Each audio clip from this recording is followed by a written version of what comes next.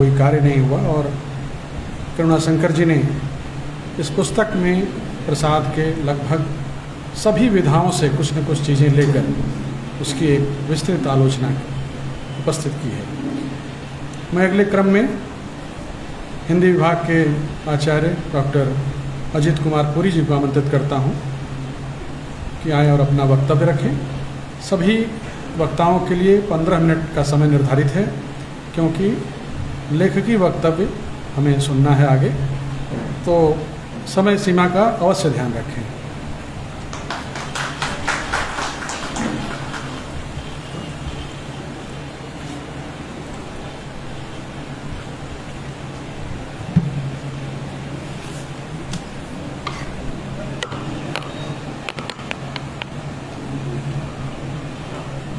बहुत बहुत धन्यवाद अमित जी। निर्धारित समय में मैं अपनी बात कह लूँगा, इसका मुझे विश्वास है। इस मंच पर विराजमान आज के मुख्य अतिथि माननीय दयाशंकर मिश्र दयालु जी, इस सभा की अध्यक्षता कर रहे प्रोफेसर सदाशिव कुमार द्विवेदी जी, आज के विशिष्ट अतिथि और हिंदी विभाग के अध्यक्ष प्रोफेसर वशिष्ठ अनूप जी, इस पुस्तक के यशस्वी लेखक मुंबई विश्वविद्यालय के वरिष्ठ आचार्य और हमारे सहृदय प्रोफेसर करुणाशंकर उपाध्याय जी, प्रोफेसर आनंद सिंह जी, सागर विश्वविद्यालय में हिंदी और संस्कृत भाषा के विभाग के अध्यक्ष प्रोफेसर आनंद प्रकाश त्रिपाठी जी, इस कार्यक्रम के संयोजक महाकवि जयशंकर प्रसाद फाउंडेशन के प्रबंध न्यासी श्रीयुक्त विजय शंकर प्रसाद जी, और सभा में उपस्थित काशी हिंदू विश्वविद्यालय के विभिन्न विभागों के आचार्य, शोधार्थी और प्यारे छात्रों, जयशंकर प्रसाद कोई साधारण कवि नहीं है। ये तो हमारा इस समय का ऐसा युग है कि जो यूरो अमेरिकन मतवाद से इतना ज़्यादा आक्रांत हो गया है, तो वह भारतीय मनीषा को अपने कंधे पर वहन करने की क्षमता ही खो चुका है। इस नाते से वो अपने खांचे में अपनी विरासत को बार बार तौलता है और उसी में जो है घुटता रहता है। जयशंकर प्रसाद महानता के आयाम जो पुस्तक है, इस दृष्टि से महत्वपूर्ण है कि वह लेखक के 31 वर्षों की साधना का प्रतिफल है, जिसे लेखक ने 31 अध्यायों में पूर्ण किया है। और कहा जाता है कि प्रसाद का जो लेखकी जीवन रहा है वह भी लगभग जो है इतने ही वर्षों का है। तो एक सुखद संयोग है कि लेखक ने इस दृष्टि से एक तारतम्यता भी उठाई है। आप इस पुस्तक को देखिए और 9 पृष्ठों की उसकी भूमिका को पढ़िए, तब पता चलेगा कि लेखक ने कितनी गहनता से, कितने धैर्य से, कितनी स्थिरता से भारतीय मनीषा का अन्वेषण करने वाले जयशंकर प्रसाद के महनीय कृत्य को पुनः पुनः आकलन करने का प्रयास किया है। लेखक का यह दावा नहीं है कि वह उसकी कृति अंतिम है और इसके बाद जयशंकर प्रसाद पर जो है कोई कार्य किया ही नहीं जा सकेगा। लेखक तो केवल यह मानता है कि वह इस क्षेत्र में कदम रख रहा है। तो आने वाले जो हमारे आचार्य हैं, लेखक हैं, विद्वान हैं, उनके लिए मार्ग खुला हुआ है। ये अपने कवियों का, साहित्यकारों का, मनीषियों का पुनः पुनः जो है आख्यान जो है वह करें और उनकी जो रचना दृष्टि है उनका जो भारत बोध है, उनका जो सृष्टि बोध है, उनका जो विश्व बोध है, उसको पुनः पुनः सामने ले आए। प्रसाद का रचना कर्म का समय क्या है? 20वीं सदी का दूसरा दशक, तीसरा दशक ले सकते हैं। वह समय क्या है? वह समय वह है जब आधे भारत पर अंग्रेजों का नियंत्रण है। अंग्रेज जो है हर प्रकार से भारतीय जो ज्ञान परंपरा है, हिंदू ज्ञान परंपरा जो है, उसको तिरोहित करने में लगे हुए हैं। मैकाले तो 1835 के आसपास ही घोषणा कर चुका था कि क्या है भारतीय मनीषा में, कुछ नहीं है, उसमें तो एक अलमारी में उसको डाल दिया जाए तो समाप्त हो जाएगी। प्रसाद जैसे मनीषियों के लिए यह बात खटक रही थी कि किस प्रकार से भारतीय मानस को, भारतीय धर्म को, उसकी चेतना को कुंद करने का प्रयास हो रहा है। और एक बात मैं और कहूंगा, अंग्रेजों का बल नहीं था कि वो कार्य करने में सफल हो जाते।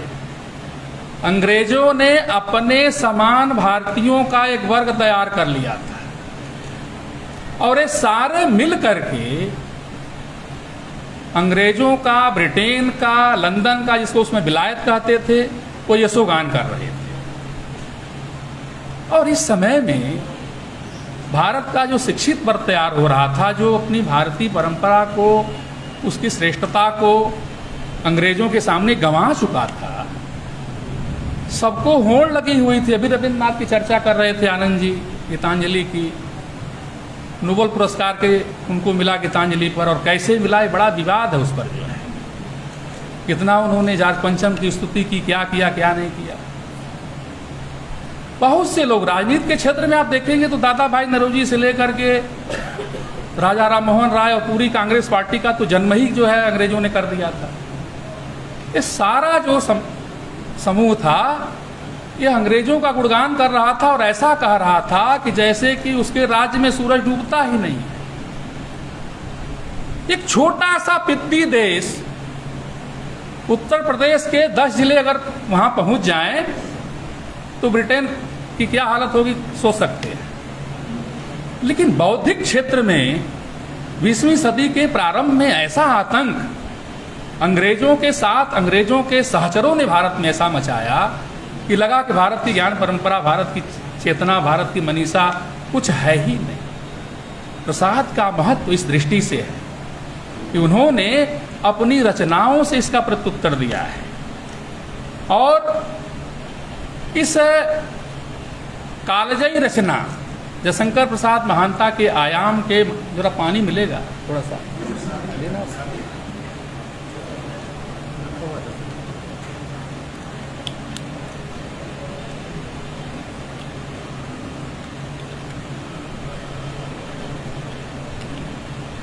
क्या है, सुबह से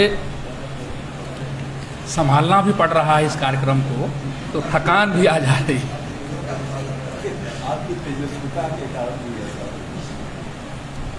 तो इस कृति का महत्व, मेरे पास 5 मिनट और है, बहुत नहीं बोलूंगा।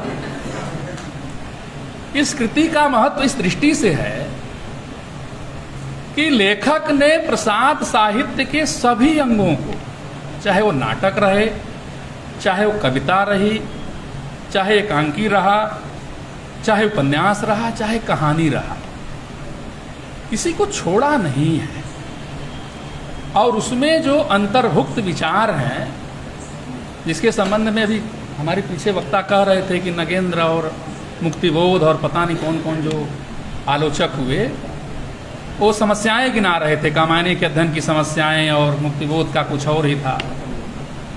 तो समस्याएं जो है कामायनी की नहीं है, समस्याएं उनकी है कि वो सक्षम ही नहीं थे कि प्रतिविद्या दर्शन को समझते, अभिनव गुप्त को समझते, भारत को समझते और फिर कामायनी को देखते। तो मार्क्स और लेनिन के खांचे में ऐसे बैठ गए थे कि निकल ही नहीं पा रहे थे। तो समस्या उनकी थी। और इस कृति का महत्व इस दृष्टि से है कि लेखक ने कोई खांचा नहीं बनाया है कि मेरा कोई भाजपा का खांचा है, कांग्रेस का खांचा है या मार्क्सवादियों का खांचा है, और मैं उस दृष्टि से प्रसाद को देखूंगा। और इस दृष्टि से प्रोफेसर करुणाशंकर उपाध्याय बधाई के पात्र हैं कि उन्होंने भारतीय मनीषा की उस परंपरा में प्रसाद को देखने का प्रयास किया है, जिस परंपरा में हम अपने साहित्यकार को देखते आ रहे हैं, जिस परंपरा में मल्लिनाथ ने कालिदास को देखा।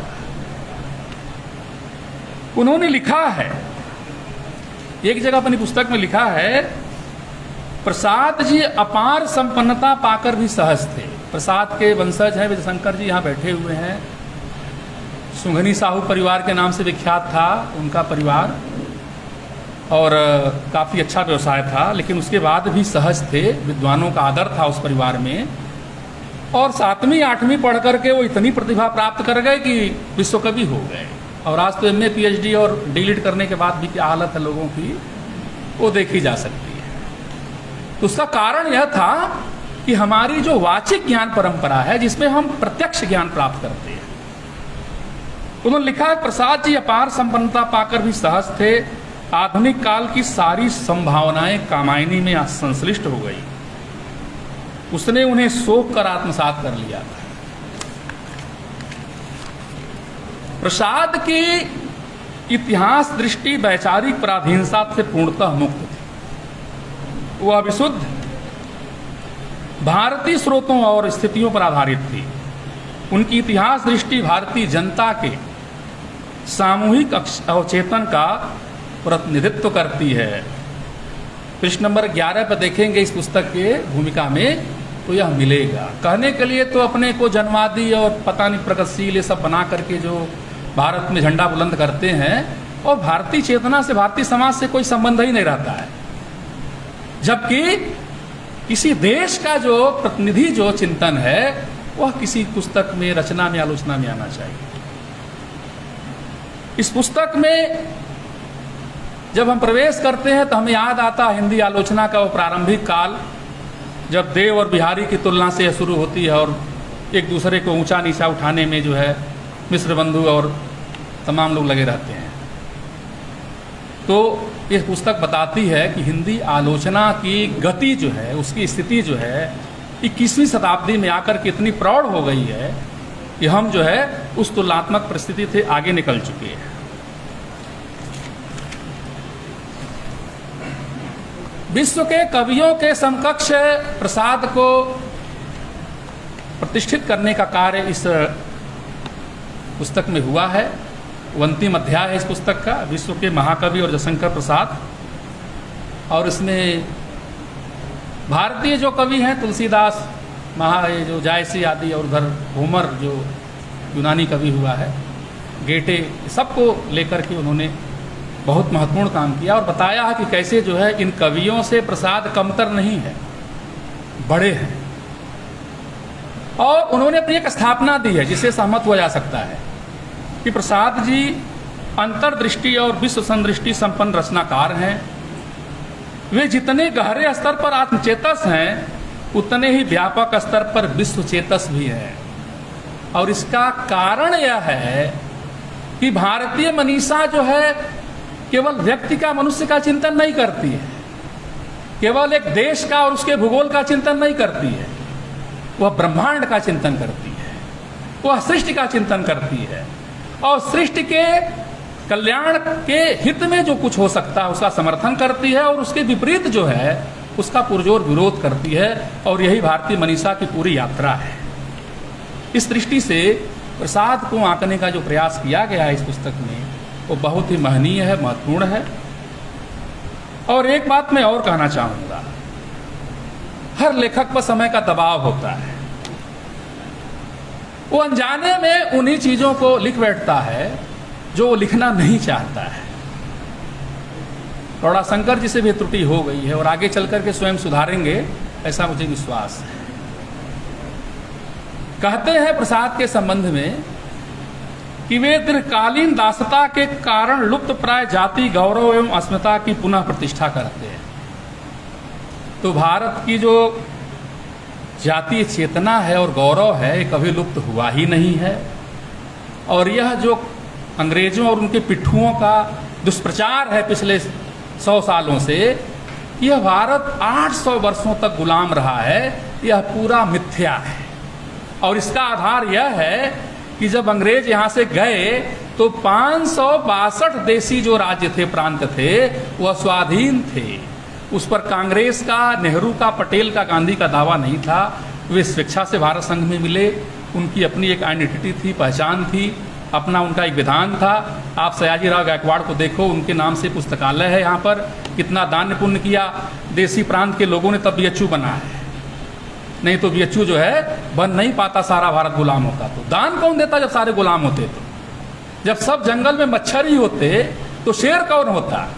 तो इसलिए भारत दीर्घकाल तक कभी पराधीन नहीं रहा है, किसी की हैसियत ही नहीं है कि एक दिन भी भारत को पराधीन कर सके। लेकिन यह कह सकते हैं कि भारत के कुछ भागों पर विदेशियों ने शासन किया समय समय पर। अंग्रेजों ने भी 1858 के बाद, विक्टोरिया का जो डिस्पैच है आप देखिए, 1 नवंबर 1858 के बाद 1 इंच भारत भूमि को नहीं हड़पा है। जहां थे वहीं रहे और वहीं से चले गए वापस। तो इस दृष्टि से भारत कभी गुलाम नहीं रहा है, पराधीन नहीं रहा है। आधा भारत तो स्वाधीन हमेशा था। जब 1947 में अंग्रेज गए तब भी। तो यह जो प्रसाद को कहने के लिए बात कही गई है कि उन्होंने जो है जीवित रखा, तो यह उचित नहीं है। उन्होंने जलाए हुए ज्योति को और जलाया। दूसरी बात, जो स्त्रियों के संबंध में जो स्त्री विमर्श नामक जो अध्याय है उसमें आ गई है, वो भी अनायास है, क्योंकि वो भी लेखक की अपनी इच्छा नहीं रही होगी, लेकिन वो समय का दबाव होता उसी में चली जाती है। क्या? क्योंकि हम लोगों के गुरु भी तो वही रहे, जो प्रोफेसर पढ़ाते रहे क्लासों में, तो हम सुनते रहे, उसको तो मन में आता रहा बार बार। उन्होंने कहा कि मानव समाज का इतिहास स्त्री को सत्ता, प्रभुत्व एवं शक्ति से दूर रखने का इतिहास है। विश्व के प्राय सभी देशों, सभी कालों, सभी जातियों, सभी धर्मों में स्त्री का पुरुषों के बराबर न आने देने की संरचनात्मक और सांस्कृतिक मर्यादाएं निर्मित की गई। पृष्ठ 173 इस पुस्तक में देखेंगे, आपको मिलेगी। यूरोपीय समाज की दृष्टि से देखा तो यह सत्य है, क्योंकि वहां तो स्त्री को मानते ही नहीं थे कि उसके शरीर में आत्मा है। उनको तो बराबर मानते ही नहीं थे। और दूसरी जो अरेबिक परंपरा है उसमें तो कहते हैं घर की खेती है, जब चाहो तब जाओ, 4-4 करो, 10-10 करो शादियां, मतलब कोई उनका नैतिक जो है स्वरूप ही नहीं है समाज का। लेकिन भारत की परंपरा में स्त्री का क्या स्थान है? अरे भाई, जगदम्बा है वो, उसके बिना तो यज्ञ ही नहीं पूरा होगा आपका। और एक कैकेयी ने अपने हठ से चक्रवर्ती नरेश के पुत्र को वन भेज दिया। यह स्त्री की ताकत है भारत में।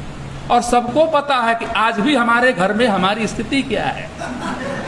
हम अपने घर की गृहस्वामिनी के प्रतिकूल एक क्षण भी नहीं रह सकते हैं, और रहने का प्रयास करेंगे तो भोजन भी नहीं मिलेगा। और उसके बाद जो है हम सभाओं में बैठ करके यह कहते हैं कि स्त्री का कोई सामर्थ्य नहीं है, वो सताई हुई है। तो इस दृष्टि से यूरोपीय मानक से हम भारतीय समाज को नहीं देख सकते। और मैं आह्वान करूंगा यहाँ पर जो लोग भी आए हुए हैं कि हम भारतीय मनीषा को, भारतीय चेतना को, भारतीय साहित्य को भारतीय पदावली में देखें। यूरोपीय पदावली से अपने को अलग करें। वो हमारी पदावली नहीं है। हम अपनी पदावली में अपने देश को, अपने समाज को देखें, तब हमें दिखाई देगा कि हमारा वाल्मीकि क्या कहना चाहता है, हमारा कालिदास क्या कहना चाहता है, हमारा अश्वघोष क्या कहना चाहता है, और हमारा प्रसाद क्या कहना चाहता है। आपने हमको सुना, बहुत बहुत धन्यवाद।